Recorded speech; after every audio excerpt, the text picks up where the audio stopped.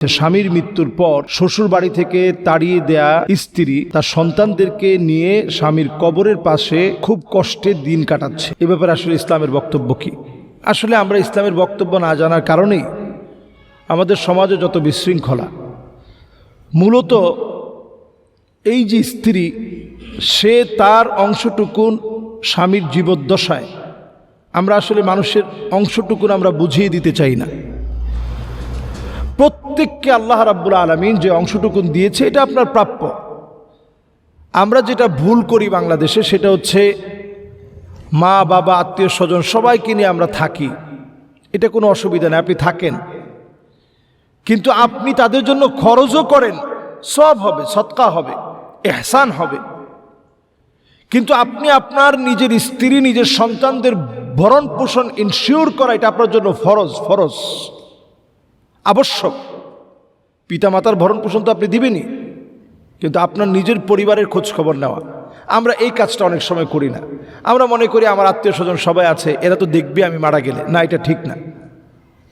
কারণ আপনি আপনার ইন্তেকালের পরে যুররিয়াতান দুআফা, যারা অসমর্থ জনগোষ্ঠী আপনি রেখে যাবেন, এটা আল্লাহ তাআলা চান না।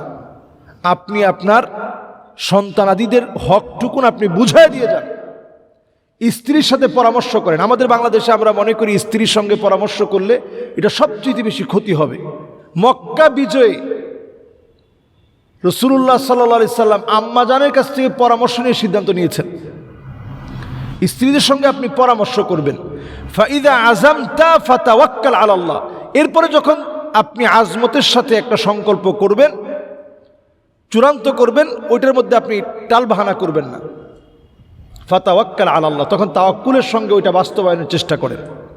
প্রিয় ভাইরা, তো আমার যে ভাইয়ের কথা এখানে আপনি লিখলেন, আহারে ভাইটা মারা গেছে, আমি দেখলাম আসলে হিজাবে একজন নারী তার সন্তানদেরকে নিয়ে খুব কষ্ট এখানে দিনাতিবাত করছে, এবং স্থানীয় তথ্য থেকে জানা যায় যে আগেও তাদের সঙ্গে সম্পর্ক ভালো ছিল না। শ্বশুর শাশুড়ি এর সাথে পুত্রবধূর সম্পর্ক ভালো ছিল না।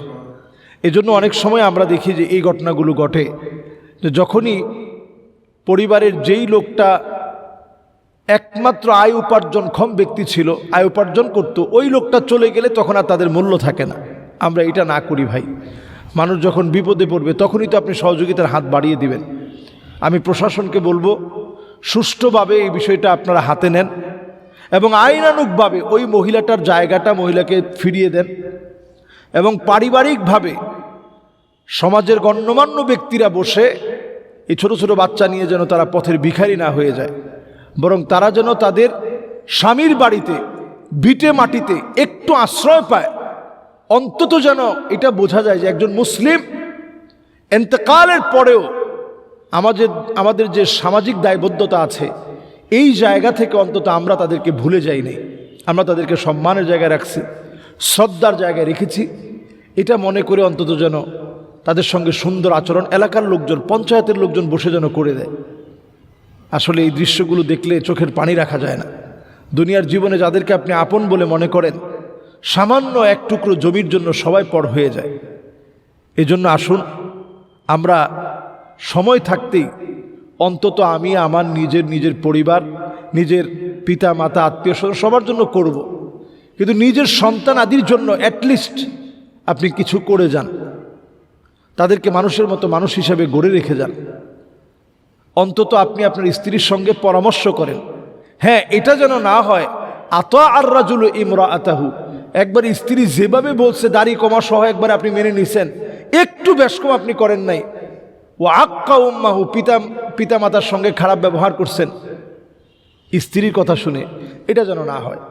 স্ত্রীর হক স্ত্রীর জায়গায় আদায় করবেন, আবার মায়ের হক মায়ের জায়গা থেকে যেন আদায় করতে আমরা কৃপণতা না করি। আল্লাহ যেন আমাদেরকে বোঝার তৌফিক দান করেন। আসসালামু আলাইকুম ওয়া রাহমাতুল্লাহি ওয়া বারাকাতুহু।